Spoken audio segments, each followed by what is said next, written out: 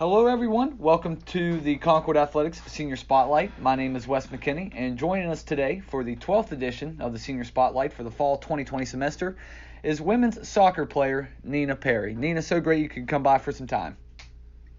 Thank you for having me today. Yeah, looking forward to it. A bit of a different path than maybe your fellow seniors to Concord.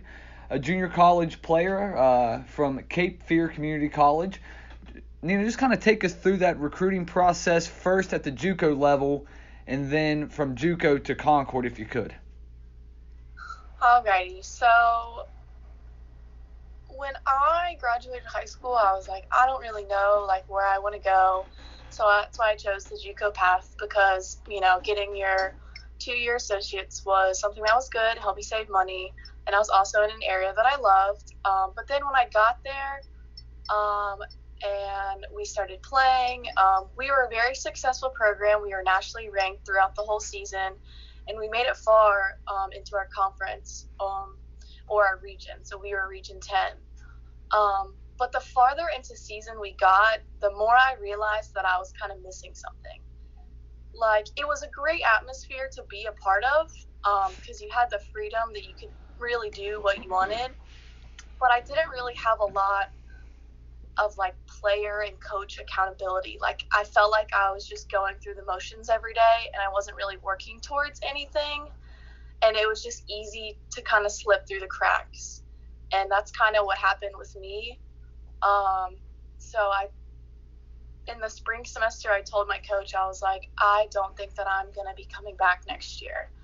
I want to see if I can play at a higher level and see what else I can do. It's not that I didn't enjoy my time here. It's just I need something different. And he was like, even my JUCO coach was like, I don't think that you're ready to move on and play at a higher level or be a part of a 4-year school. Mm-hmm. And I was like, well, I guess I'm just going to have to show you.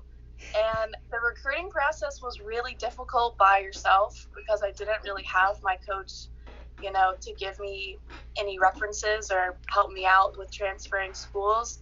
And then just one day out of the blue, I got an email from Luke. It was like I was looking and he found me and he knew where to find me, which was weird. But then I talked to him and he was like, are you looking to transfer after 1 year or after 2 years? I was like, no, I want to leave now. I was like, I want to go to a 4-year school. I want to be a part of a successful program.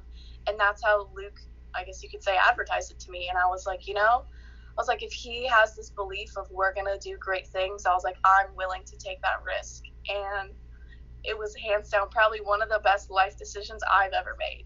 And I can't really say enough of how thankful I am to be here. And, how I took that leap of faith kind of by myself. My mom was there to help me. She supported me. And she was like, if this is the right option and you get the right feeling, go ahead and do it. And that's what I did. And here we are on October the 19th, 2020. But Nina, no, I looked up your stats there from Cape Fear. 5 goals, 14 assists. You mentioned the team success that you guys had in 2017 at Cape Fear. But I want to go back to, you talk about the coach and the player accountability. Was that kind of something that really drew you to Concord? And then obviously Luke's vision as well, I'm sure, played a factor too, right? Absolutely. Luke was like, these girls have been through a lot. This is my first year here. I'm trying to rebuild a program. And he came from Queens, which was one of my top schools when I was in high school. Just financially wise, I wasn't able to go to Queens, which is why I didn't go. But knowing that background that he has, and since my mom is a soccer fanatic, she was like, I found all of Luke's information. He's the real deal. I think that he's a good coach for you. And we talked a little bit more about, the program, what his plans are and all that stuff. And I was like, it sounds like you know what you want. It sounds like you have a vision. And, I want to be a part of it. And, even my class, he was like, these are the first girls that we have. This is my first recruiting class, and I know that they have so much potential, and I know that you being a part of it, you can help them as well. When you get here, obviously, you mentioned that it's Luke's first recruiting class going into the fall of 2018. Those girls are now sophomores. I'm sure things changed for you a little bit as far as your role goes from Cape Fear to Concord. So how was you able to gel with everybody, not only on the field but also off the field? Honestly, everyone was really welcoming. Like, even on picture day, I was like, hey, like, I know that I'm the only transfer, and we all did, like, class pictures. I was like, do you want me to go, like, take pictures with the freshmen? And everyone was like, no, like, you're a sophomore, like, you belong with us, like, you're part of our class, like, and we'll make you feel like you're part of our class. And that's what they've done. And I don't know, like, it was, like, for me, because I came here and I was the only person that I knew. Like, I didn't know a soul on this team. I had never even heard of this school until Luke emailed me. So I was like, I'm way out of my element. I have no idea where I'm at or what I'm doing, but I guess I'm just going to have to figure it out. But, you know, if it weren't for the girls, that adjustment wouldn't have been so easy. So walk me through your first year here at Concord on the field. 2018, the Mountain Lions have that sort of breakout year, 12-4-4 on the field. How was you able to really find your place here at Concord and really have a big part in contributing to the team's success? See, for me being here at Concord, it wasn't like a walk in the park at first. Like at Cape Fear, I was like, you know, I started, like, there was no questions asked. Like, I could do what I wanted on and off the field. And then when I got here, Luke is like, you have a role to play. Like, this is what I need from you. I understand that you're a little bit different. Like, you're a transfer. The style of play is much different. But these are the tasks that I need you to do when you're in the game. And if you can do it, then, like, we're set. And so he was just like, run around, be busy, break up play, complete passes. And that's all he really asked of me. And he was like, you did your role. And, like, that's how you impacted our team.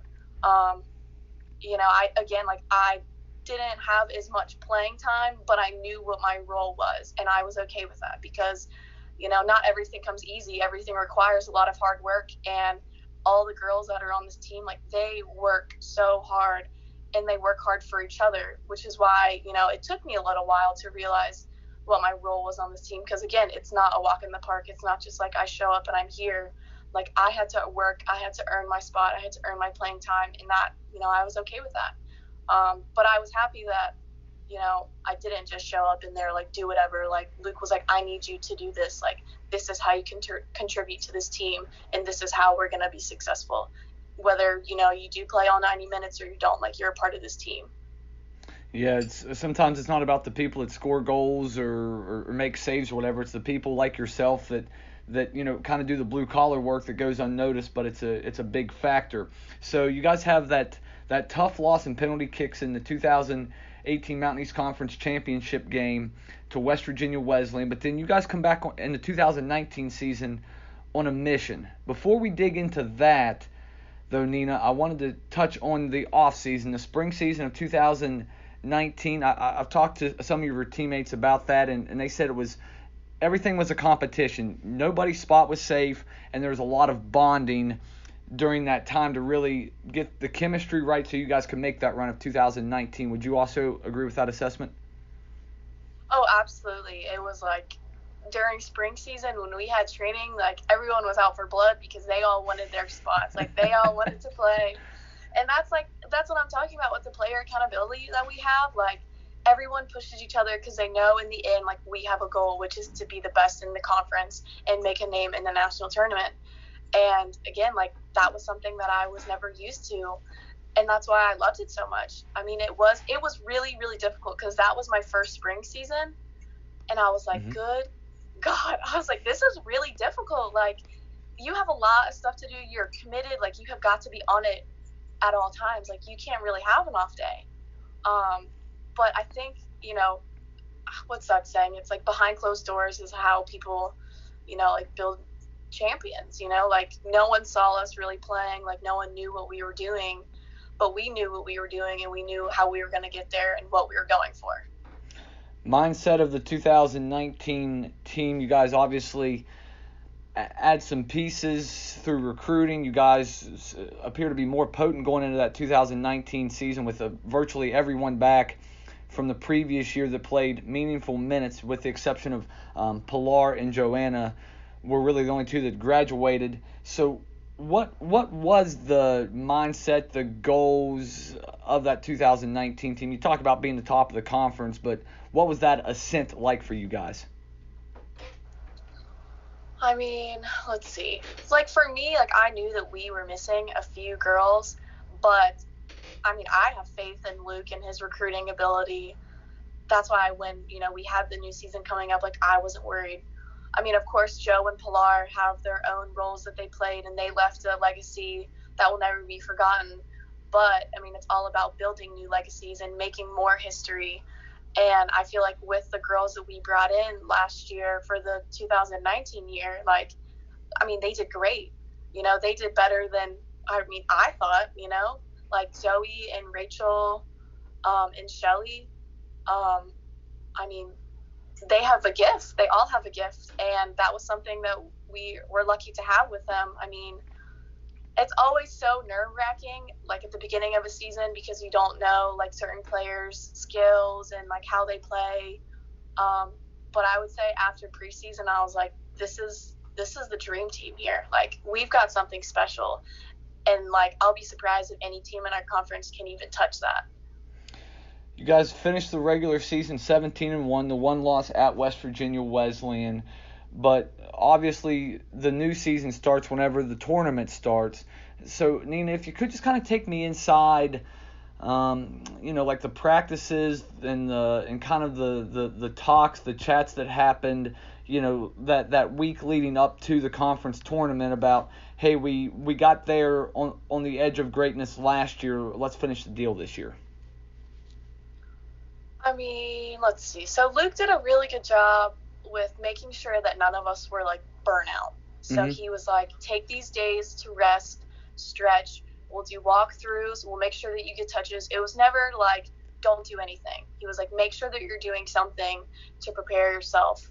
And so like, again, like we had technical sessions, we had like team stretching sessions, things like that. He was like, this is the peak of our season. Like, yes, like the end of September, early October everyone starts to get tired, but like this is when it really, really starts as tournament time, and we need everyone to be in tip-top shape. And he made sure of that. Like he took care of us. He walked us through like what we want or what he wants us to do. I mean, I don't know. Like he just kind of took control. He was like, now that I'm here, like I know what I want. Like I know what we need to do, and we're gonna make sure that we do it. So it was good to have someone that like gave us a plan. Like we got through the regular season. That's what we're supposed to do because that's the most difficult part. It's the longest duration in the season. But he was like, now we have to finish business.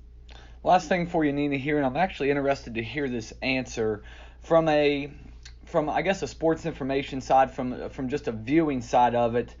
I always think that there's something very unique about the NCAA tournament. I just like the overall kind of the pomp and circumstance of it, just kind of the I can't think of the word, but from a player perspective, what was those? I mean, unfortunately, it ended very quickly for you guys. But what was those, like 36 to 48 hours like? I mean, from the bus ride up to Slippery Rock, the day before, the game day. Just kind of take me through that entire experience, if you could, from your guys' lens. So in a way, it made me feel like I was in a dream, but then it also kind of gave me flashbacks to when I played club soccer in high school. I don't know why.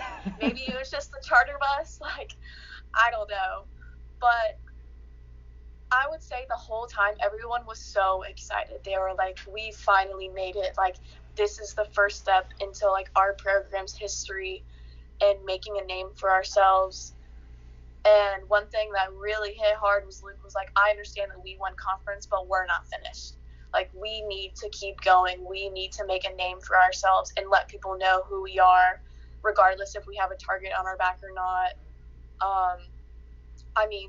But that whole experience of traveling to the NCAA tournament, like, I felt like I was royalty. Like, it was awesome. Like, we got our charter bus. We went out to a really nice restaurant. It was really cool that we had so many, we had the AD.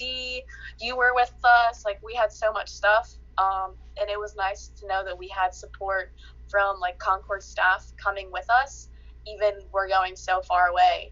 And yes, it was so heartbreaking that our season did end so quickly when we got to that point. But in a way, like, I was sad for Morgan and the other seniors that were leaving, but I was also like, I was so proud of how far we made it and how much we helped each other and how much we've grown as a team, that, you know, it just kind of made me excited. Like, it made me eager for, you know, my senior year. I was like, this is our year that we're going to go farther than winning conference, farther than the first round. Like I know that we're going to make it to regionals.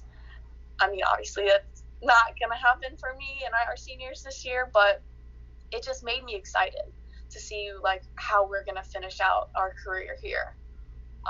So it was a nice little taste to have while we have it. And again, like, I'm thankful for all the experiences that I've had all 2.5 years. But that's kind of how it was like for me. It was just kind of like a dream.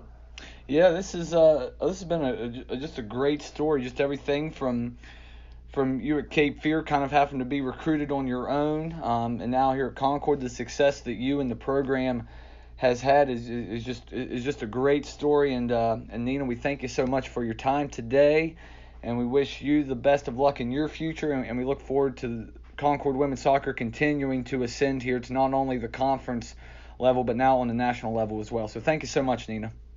Yes, thank you for having me.